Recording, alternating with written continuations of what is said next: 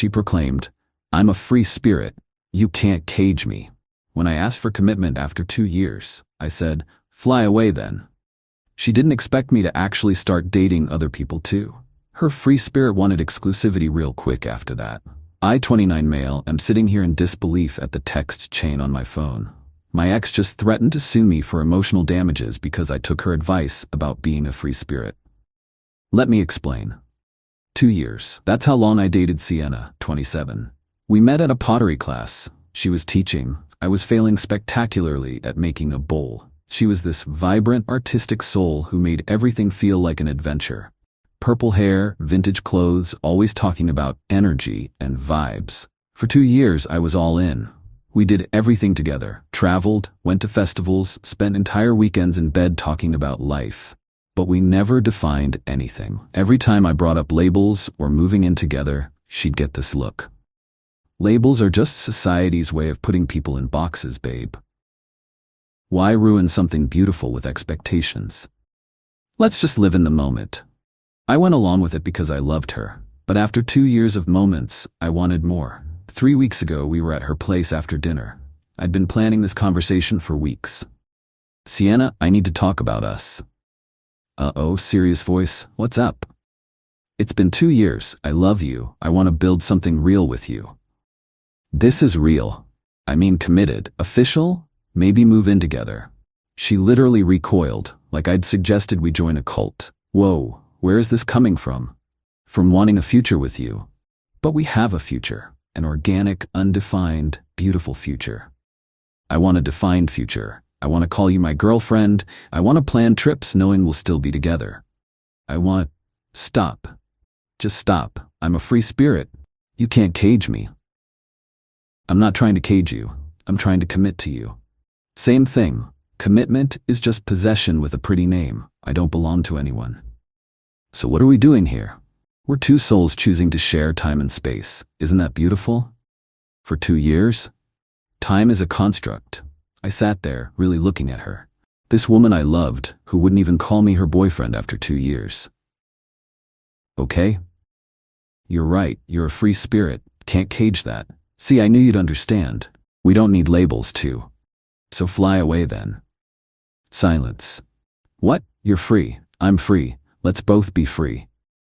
I don't like your tone. No tone, just accepting what you're telling me. We're not together. We're just two souls sharing space.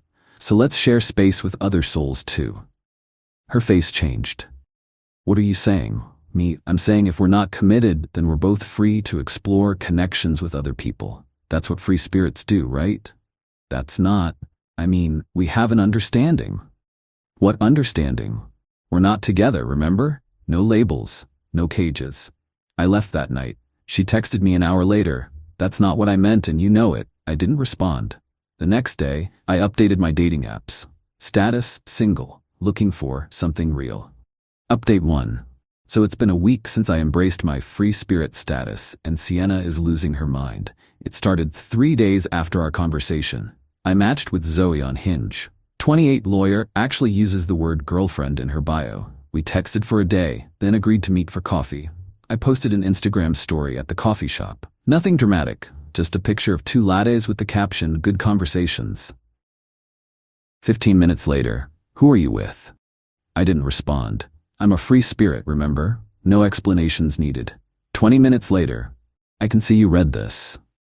Real mature. "Are you on a date?" After coffee, Zoe and I went for a walk in the park. She was refreshing, direct, funny, knew what she wanted. When she said she was looking for a relationship, not a situationship, I nearly hugged her. That evening, Sienna showed up at my apartment. No warning. "We need to talk." About what? "We're not together." "Don't be like this. You know what we have is special.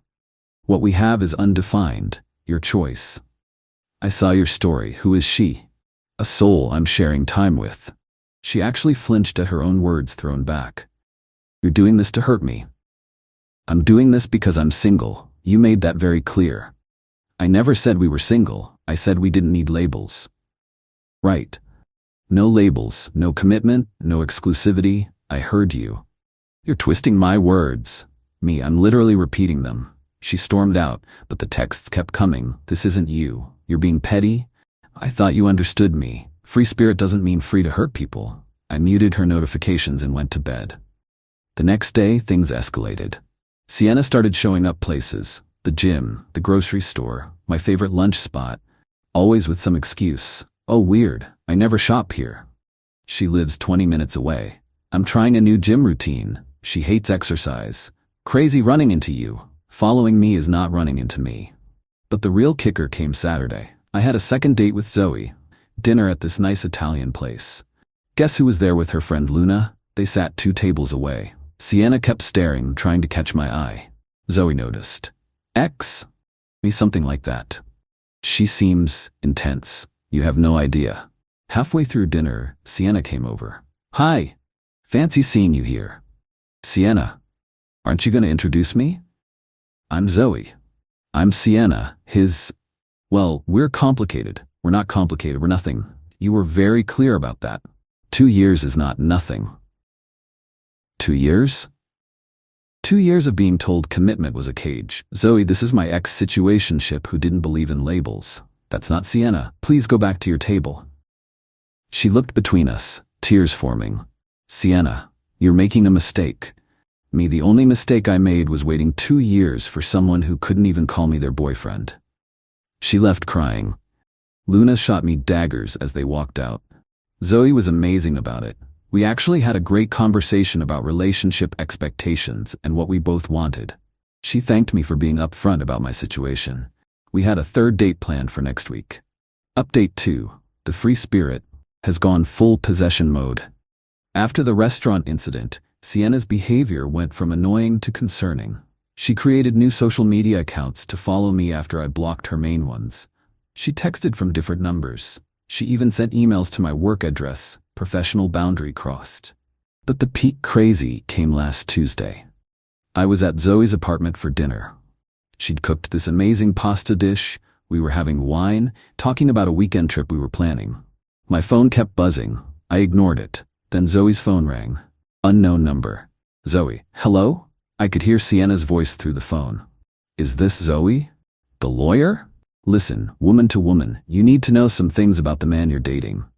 Zoe put it on speaker, looking at me with raised eyebrows. Sienna, he's using you to get back at me. We had a beautiful relationship for 2 years, and the moment I needed space to process his sudden demands, he runs to the first woman who'll have him. How did you get my number? That's not important. What's important is you know the truth. He's not over me. He'll never be over me. We have a connection that transcends. Lady, he told me you wouldn't commit to him for 2 years. Commitment is more than a label. We had spiritual intimacy, but not actual commitment. You wouldn't understand what we have. Had, past tense, and I understand perfectly. You wanted all the benefits of a relationship without any of the responsibility. Now you're mad he's moving on. Classic. Who are you two? He hung up. I'm so sorry. I have no idea how she got your number. LinkedIn, probably. I'm not worried about her, but you might want to consider a restraining order. The next morning, I woke up to 37 texts from various numbers. All Sienna. Ranging from, I'm sorry about last night, to, you're a narcissist who used me, to please just talk to me, to, I'll commit, I'll be your girlfriend, whatever you want. That last one hit different. 2 years of being told labels didn't matter, and now she's throwing them at me like life preservers. I didn't respond to any of them. Thursday, she showed up at my work. Security called me down. Sienna, 5 minutes, that's all I need. No, I'll make a scene. Then security will remove you. I love you. First time she'd ever said those words to me. 2 years, and she says it now in my office lobby with security watching. Me, now you say it. I've always loved you. I just showed it differently. You showed it by refusing to commit while expecting me to be exclusive. I never said exclusive. You're right, you didn't. That's why I'm dating other people. One person. You're dating one person to hurt me. Me, actually, I have a date with someone else tomorrow. That was true. A woman named Celia from my rock climbing gym had asked me out. Sienna's face went through about 6 emotions. You're lying. Nope, turns out when you're actually available, people are interested. You can't date multiple people. Why not? I'm a free spirit, remember? She actually screamed. Security stepped forward. Me, Sienna, leave. Don't come back. Don't contact me. Don't contact anyone I'm dating. Move on. This isn't over. Security escorted her out. I had to file an incident report with HR. That night, she made a TikTok. I know because mutual friends sent it to me. She didn't name me, but it was obvious. When you're a free-spirited woman and your ex weaponizes your independence against you, toxic masculinity at its finest. He couldn't handle that. I wouldn't be his property, so now he's collecting women like Pokemon cards. The comments weren't what she expected. Girl, you wouldn't commit for 2 years and you're mad he's moving on? Free spirit but mad he's free? Make it make sense. You wanted to be single while in a relationship. Congrats, you're single. Toxic masculinity is when checks notes a man respects your boundaries and dates other people when you won't commit. She deleted it after an hour. Final update. It's been a month since I embraced the free spirit lifestyle, and here's where we've landed. Last week, I got a letter from a lawyer, an actual cease and desist claiming I was deliberately inflicting emotional distress on Sienna by flaunting my new relationships. The lawyer was her cousin, apparently, who just passed the bar. I took it to Zoe. Convenient, dating a lawyer. This is adorable. She's claiming damages because you're dating after she refused to commit? Can she actually sue me? She can try. She'll lose. Keep this, though. It's evidence of harassment. The letter demanded I, 1, stop dating multiple people. I wasn't even doing that anymore. Celia and I didn't click. 2, remove all social media posts that could be construed as targeting. Sienna, 3, pay for her therapy bills. 4, acknowledge our 2-year partnership. Publicly, Zoe drafted a response that basically said, no, and also please stop harassing my client. But the universe had other plans for Sienna. Remember Luna, her friend from the restaurant? Well, Luna reached out to me on Instagram. Hey, I owe you an apology. I didn't know the whole story. Sienna's been spinning this narrative for years. You're not the first guy she's done this to. We had coffee. Luna spilled everything. Sienna had pulled this free spirit thing with 3 other guys.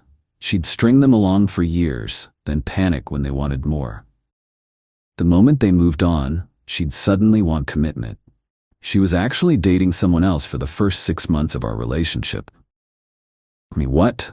She called it keeping her options open. She only stopped because the other guy moved away. Why didn't you tell me? I tried hinting, but you seemed happy, and she always made it sound like you were cool with the arrangement. I wasn't even mad, just relieved, like finally understanding I wasn't crazy for wanting normal relationship things. The real karma came yesterday. Sienna posted on Instagram about starting fresh and calling in new love, including a picture with a new guy.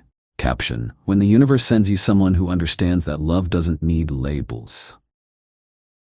The comments were brutal. Didn't you just sue your ex for moving on? This the same ex you've been stalking for a month? Free spirit era over already? That poor guy has no idea what he's in for. One of her exes actually commented, run bro. She turned off comments, then made her profile private. Then, according to Luna, had a breakdown when the new guy saw the drama and ghosted her. As for me, Zoe and I are officially together. She introduced me as her boyfriend at a work event last week. Such a simple thing, but after 2 years of this is Sienna, it felt revolutionary. We're planning that weekend trip. She sends good morning texts. She makes plans for next month, assuming we'll still be together. She says when, not if, about future stuff. It's been 3 days since Sienna's last attempt at contact, a long email about how I broke her ability to trust and turned her friends against her and ruined her reputation in the spiritual community. I didn't read the whole thing. Zoe did, though. Her legal opinion? She's documenting her own harassment. Keep these. The irony of it all? Sienna wanted freedom so badly that she lost someone who would have given her everything. And in trying to cage me after the fact, she only proved why I was right to fly away. To anyone stuck in situationship purgatory, you deserve someone who's excited to commit to you, who doesn't see labels as cages but as declarations, who chooses you clearly, publicly, enthusiastically. Don't wait 2 years for someone to maybe possibly one day consider thinking about potentially committing. Free yourself. Find someone who can't wait to call you theirs. Because real freedom isn't avoiding commitment, it's choosing it with the right person.